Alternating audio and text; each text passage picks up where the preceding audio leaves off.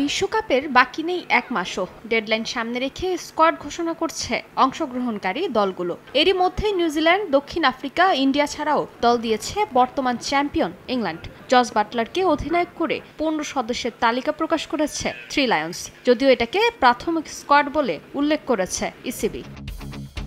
স্কোয়াডে ফেরানো হয়েছে দুই তারকা ক্রিকেটার জোফরা আর্চার ও ক্রিস জর্ডানকে। ইনজুরি কাটিয়ে প্রায় 1 বছর পর ইংলিশ স্কোয়াডে ফিরেছেন আর্চার। ইংলিশ পেসার গেল বছর মার্চে ইংল্যান্ডের হয়ে বাংলাদেশ সফরে এসেছিলেন। এরপর কনুইয়ের চোটের কারণে ওয়ানডে বিশ্বকাপও খেলতে পারেননি আর্চার।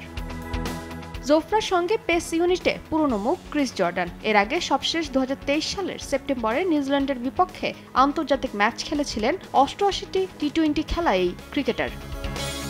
নতুন দুই মুখ টম হার্টলি এবং উইল জ্যাক্স।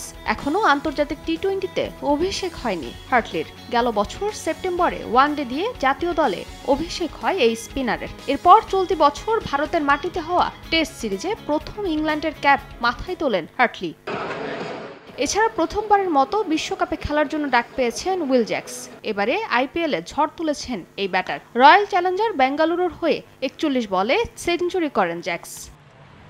ব্যাটিং লাইনআপে আছেন Jonny Bairstow, Moeen Ali, Liam Livingstone, Phil সল্টদের মতো তারকা। পেস বিভাগে আছেন Reece Topley, Mark Wood, Sam কুরুনরা থাকায় বাড়তি আত্মবিশ্বাস পাবে দলটি।